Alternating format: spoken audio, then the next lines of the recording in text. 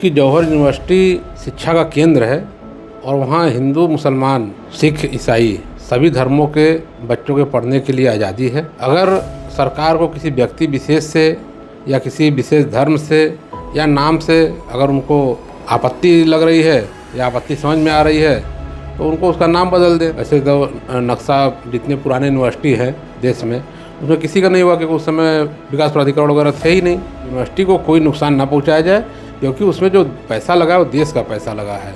ठीक है, चाहे वो चंदे के माध्यम से आया हो, चाहे सरकारी अनुदान के माध्यम से आया हो, उसको सरकारी संपत्ति घोषित कर दीजिए। आप सरकार के अंडरटेकिंग में ले लीजिए, सारी व्यवस्थाएं सरकारी हो जाए। आपको नाम से आपत्ति, आप नाम बदल दीजिए। इतना बड़ा विश्वविद्यालय का सरकार बनाना चाहेगी तो उसके लिए विशेष फंड लगेंगे ना, पैसा लगेगा ना। जब बना बनाया चीज़ है तो उसको जमींदोज करने की क्या हो सकता है। मानचित्र का कोई वो नहीं है। मानचित्र तो सरकार चाहेगी तो 24 घंटे में पास हो जाएगी।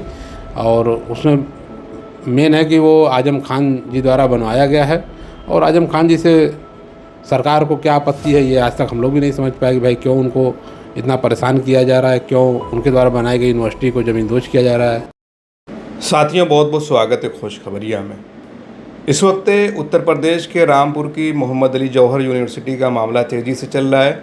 समाजवादी पार्टी का डेलीगेशन वहां के डीएम से भी मिला और उनसे कहा कि इसको तोड़ा ना जाए बल्कि बीच का रास्ता निकाला जाए। आपको पता होगा कि पिछले दिनों आरडीए यानी रामपुर डेवलपमेंट अथॉरिटी की तरफ से कहा गया कि जौहर यूनिवर्सिटी के 40 में से 38 भवन अवैध हैं, उनका मानचित्र स्वीकृत नहीं हुआ है।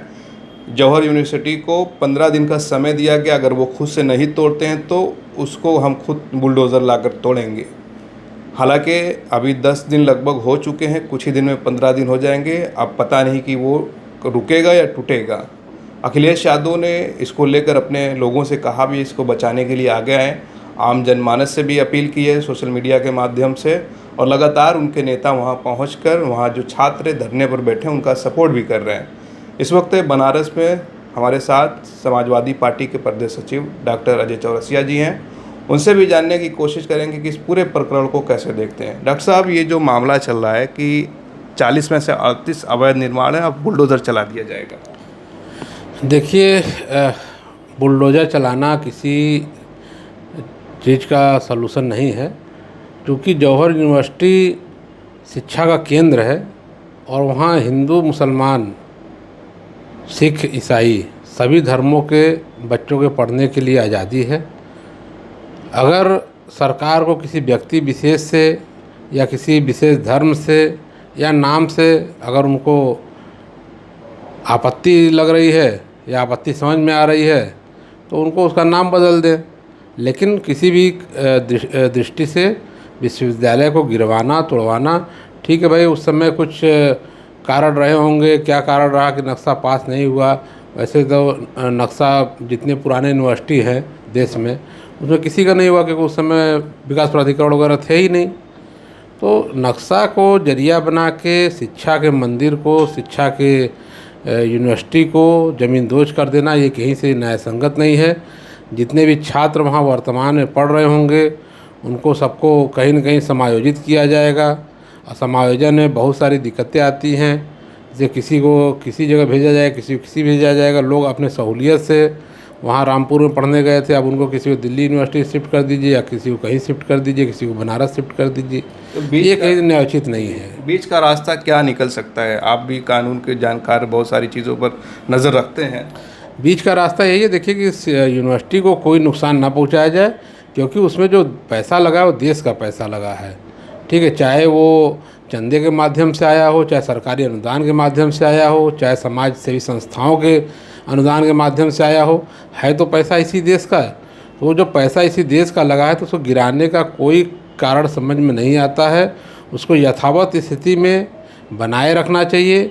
जो छात्र वहाँ पढ़ रहे हैं उनको कंटिन्यू करना चाहिए। हाँ, आपके नक्शे संबंधित कोई समस्या है, आप समय दे दीजिए, नक्शा फिर पास कराइए। नक्शा पास कराना कौन सी वगैरह लग सकती है, वो होता है, पेनल्टी लगती है, कंपाउंडिंग फीस लगती है। कंपाउंडिंग फीस लगा के फिर उस समय दे दिया जाता है, नक्शा पास हो जाता है। तो एक नक्शे को बेस बना के किसी विशेष समुदाय से जुड़े नाम होने की वजह से यूनिवर्सिटी को ज़मींदोज़ कर देना ये कहीं से भी न्याय संगत नहीं है। बहुत सारे लोग सोशल मीडिया पर कह रहे हैं कि अगर आपको उसके नाम से दिक्कत है तो नाम बदल दीजिए, आपके वहाँ के लोगों से दिक्कत है तो वहाँ के लोगों को, अपने लोगों को बिठा दीजिए, लेकिन तोड़िए मत। नहीं नहीं, हम लोगों को बिठाने का मतलब नहीं, आप सीधे उसको सरकारी संपत्ति घोषित कर दीजिए, आप सरकार के अंडरटेकिंग में ले लीजिए, सारी व्यवस्थाएं सरकारी हो जाए, आपको नाम से आपत्ति आप नाम बदल दीजिए, अनुदान मिलता रहे उसको। अनुदान मिलता रहे। भाई जो सरकारी विश्वविद्यालय को मिल रहे हैं वैसे आप उस विश्वविद्यालय को चलिए, आखिर उतना बड़ा विश्वविद्यालय का सरकार बनाना चाहेगी तो उसके लिए विशेष फंड लगेंगे ना, पैसा लगेगा ना। जब बना बनाया चीज़ है तो उसको ज़मींदोज़ करने की क्या आवश्यकता है आपको? इसके पीछे यही आप कारण मानते हैं कि मानचित्र स्वीकृत नहीं, इस वजह से तोड़ा जा रहा है कुछ और? नहीं नहीं, मानचित्र का कोई वो नहीं है। मानचित्र तो सरकार चाहेगी तो 24 घंटे में पास हो जाएगी, और उसमें मेन है कि वो आजम खान जी द्वारा बनवाया गया है, और आजम खान जी से सरकार को क्या आपत्ति है ये आज तक हम लोग भी नहीं समझ पाए कि भाई क्यों उनको इतना परेशान किया जा रहा है, क्यों उनके द्वारा बनाई गई यूनिवर्सिटी को ज़मींदोज़ किया जा रहा है। ज़मींदोज़ करना कहीं से उचित नहीं। भाई सरकारी संपत्ति है, अरे सरकार देश का पैसा लगा है, देश के लोगों के लिए काम आए, उसको ज़मींदोज़ कर देने से किसके काम आएगा? आपका आपत्ति आप नाम बदल दीजिए। MIM से लेके कांग्रेस के इमरान मसूद भी कह चुके हैं कि आज़म खां के मामले में समाजवादी पार्टी न्याय नहीं करती है, उनके लिए आगे नहीं आती। ऐसा नहीं है, कई बार माननीय अखिलेश यादव जी ने उनके जाके मिलने का भी काम किया है, उनका सहयोग का भी काम किया है। क्योंकि इमरान मसूद और इनको मुस्लिम वोटों की राजनीति करनी है, तो इसलिए राजनीति की दृष्टि से ये बार बार ये मुद्दा उठाते हैं, बात उठाते हैं, क्योंकि जानते हैं कि मुसलमानों का जो विश्वास है वो समाजवादी पार्टी और माननीय अखिलेश यादव जी के साथ है। इसी विश्वास को तोड़ने के चक्कर में ये सब बातें बोलते हैं, जो कि मुसलमान भाई जानता है कि समाजवादी पार्टी और समाजवादी पार्टी के मुखिया राष्ट्रीय अध्यक्ष श्री अखिलेश यादव जी सदैव आजम खान जी के लिए भी और पूरे समाज के लिए सहयोग करने के लिए तत्पर रहते हैं। MIM का भी यही इल्ज़ाम है।